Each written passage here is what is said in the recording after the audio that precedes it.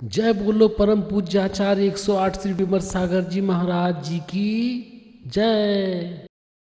बच्चों, आज की कहानी का शीर्षक है कर्तव्य बुद्धि सदा दुखदाई। बच्चों, उज्जैनी नरेश नृपशेखर का इकलौता पुत्र था। हंसराज सम्राट ने बचपन में ही उसे गुरुकुल में शिक्षा हेतु भेज दिया था।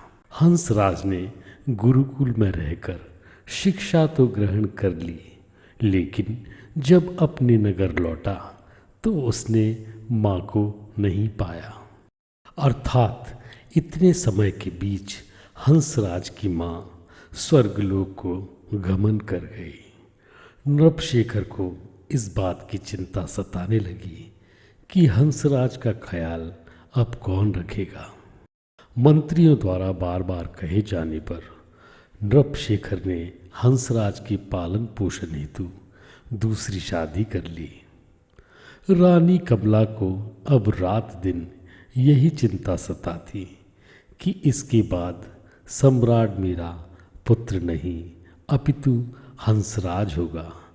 अतः यह हंसराज के प्रति सदैव दुर्भावना रखती।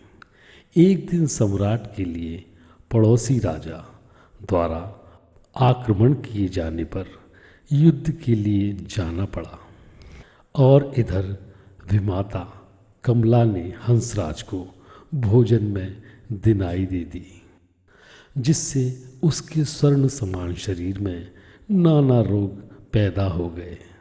हंसराज समझ चुका था कि मेरी सौतेली माँ ने मुझे भोजन में कुछ खिला दिया है।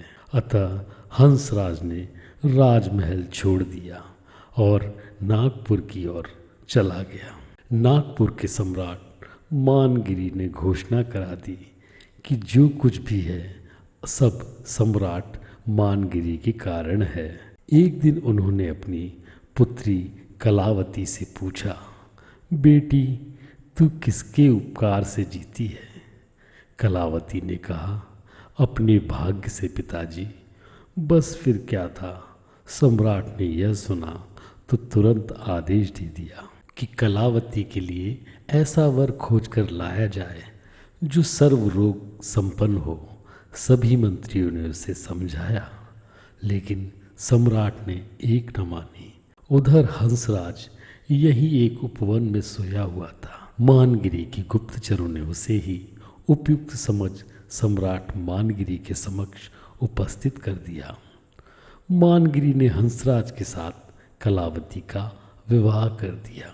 जिस दिन से युवराज हंसराज को कलावती पाणी ग्रहण में प्राप्त हुई, उसका प्रत्येक दिन मानो सोने का और रात चांदी की होती गई।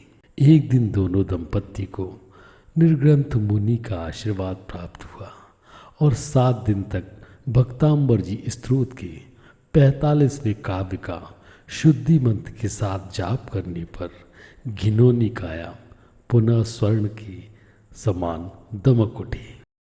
उधर जैसे ही युद्ध विजयी सम्राट नृपशेखर ने वापस आते ही रानी कमला से पूछा, हंसराज कहाँ हैं? तो उसने कहा, वह तो कुल को कलंक लगाकर चला गया, एक लड़की को लेकर भाग गया।